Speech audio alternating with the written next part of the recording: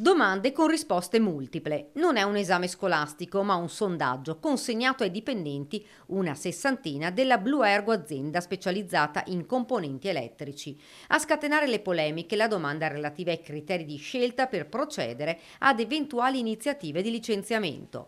Immediata la reazione dei sindacati. Questa pratica, che trasforma un momento di crisi e già drammatico in un gioco crudele, rileva il sindacato, è un attacco alla dignità dei lavoratori e una manipolazione inaccettabile della solidarietà che dovrebbe regnare tra i colleghi, tona Manuel Moretto, segretario generale della FIOM CGIL, in un comunicato.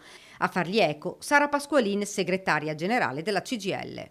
Siamo molto preoccupati che questa modalità poi succeda anche in altre aziende, perché fare delle domande ai lavoratori, innanzitutto si rischia veramente di creare delle difficoltà, nel senso che metti in difficoltà i lavoratori perché si mettono i lavoratori uno contro l'altro, e poi c'è il meccanismo anche che si subappalta quella che è gli obblighi dell'azienda, gli obblighi, i diritti dei lavoratori, insomma andiamo veramente in un meccanismo molto malato e molto complicato anche poi da spiegare ai lavoratori e alle lavoratrici. Ma la risposta arriva direttamente dall'amministratore delegato dell'azienda Bruno Scapin. È stata estrapolata solo una parte, distorcendo il vero scopo del sondaggio.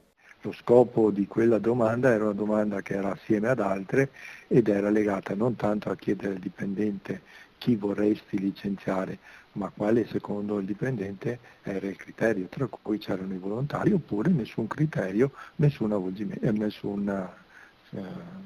licenziamento. Ma la questione, noi non siamo un'azienda in crisi, ma è una questione che stiamo pianificando, ovviamente avendo personale e avendo alcuni settori che sono in rallentamento, tra cui il mondo delle caldaie, il mondo del riscaldamento, e quindi in questo contesto stiamo preparando certe possibili soluzioni che, ripeto, non è quello di licenziare per il momento.